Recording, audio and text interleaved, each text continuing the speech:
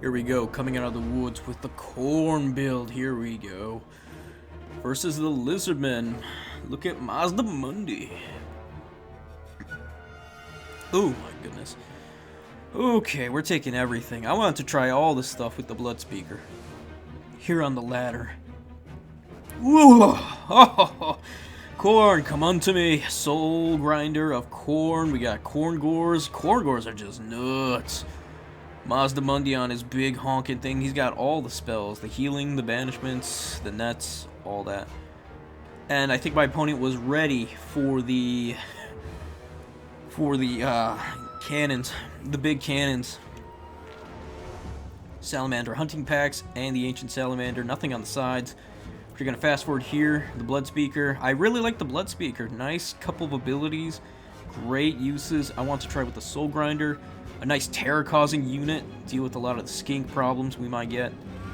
Red-crusted skinks to go hit the side. I'm going to send in Marauder with shield and a dual axe to come deal with the stuff on the side. On the right side. And immediately just ancient salamanders and hunting packs just unloading. I get my Soul Grinder coming in, and not a great shot from the ancient salamander. Blood Speaker trying to give chase. I don't realize my opponent has a net, and so I'm a bit overextending here with the Soul Grinder.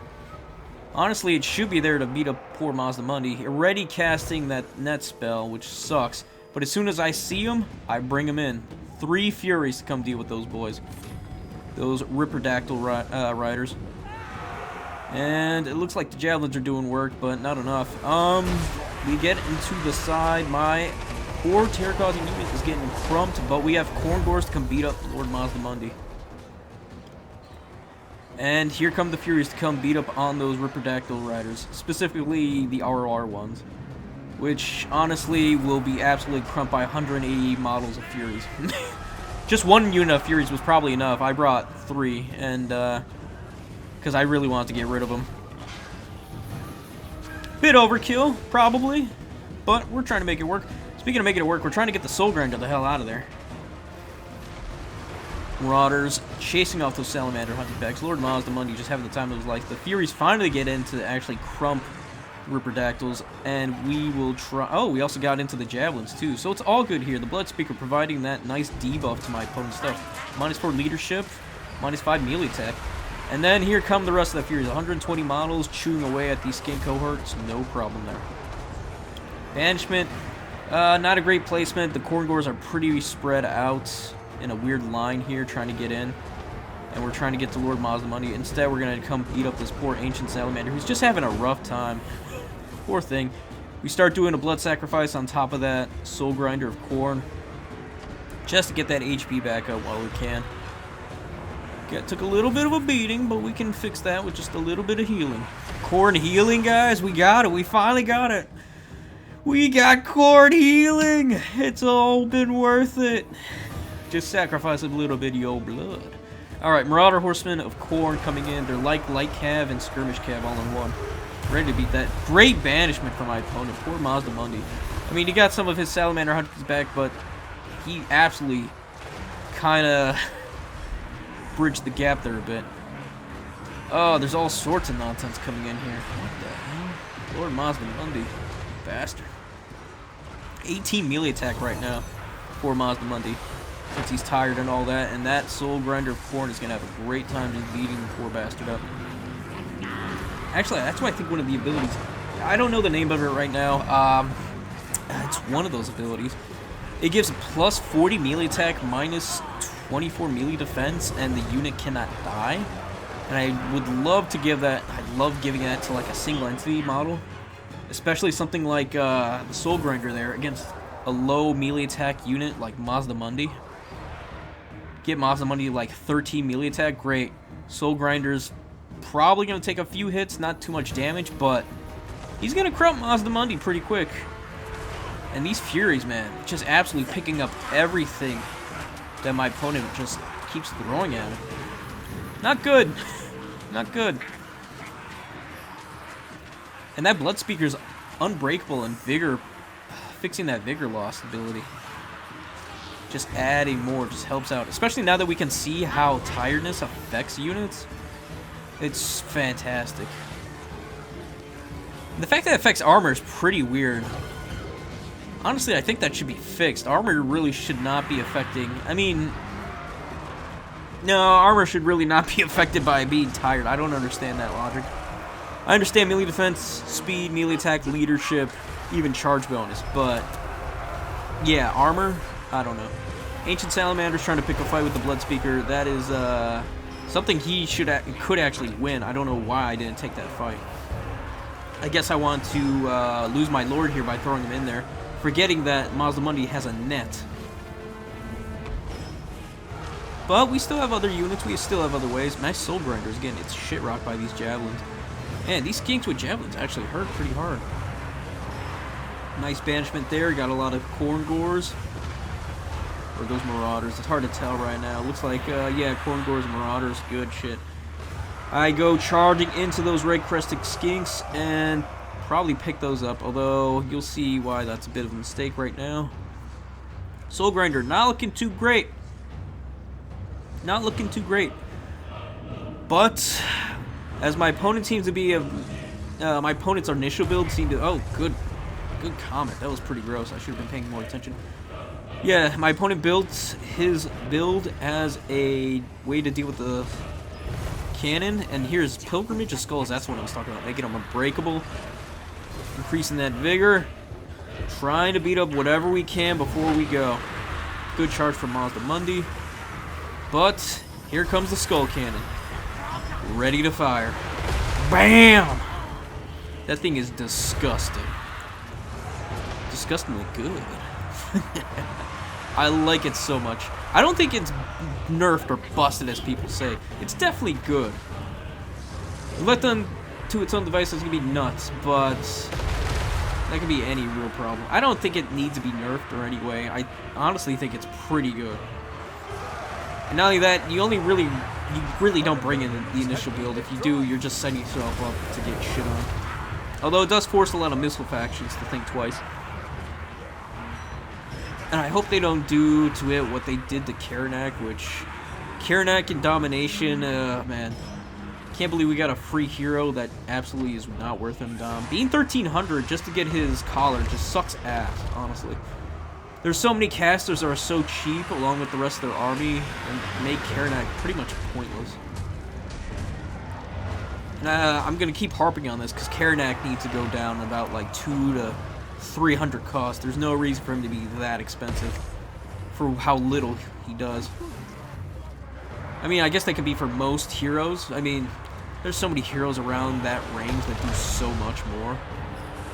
That or increases damn aura of his brass collar. Man, maybe 55? That would be fantastic.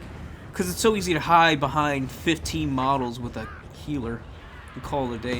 Whereas Khorne can't fly, he can't get around that many things. He's a large unit. It's just a nightmare. But enough about that. My opponent is just not having a good time being dealt with all this nonsense. We get my Bloodspeaker the hell out of there because he is tired of getting bullied by a giant dinosaur riding another dinosaur, or a Lizardman riding a dinosaur. And that damn cannon! Oh, it's so good to watch. Ah. Feels good. It feels good to have skull cannons actually do what they're supposed to do. Work for how much points you put into them. I really do think it's a trap, though. I've seen players actually bring in... Ooh! Okay, maybe I was doing too much friendly fire. But those javelins are done. But yeah, I think bringing 2 skull cannons is definitely not the way of the game. It's just too expensive. Doesn't really add too much. Oh, I didn't need to shoot that, but I did. Yeah, just bringing 2 just doesn't seem to do much. And having in reserve, it's kind of like, I think it's pretty great, actually.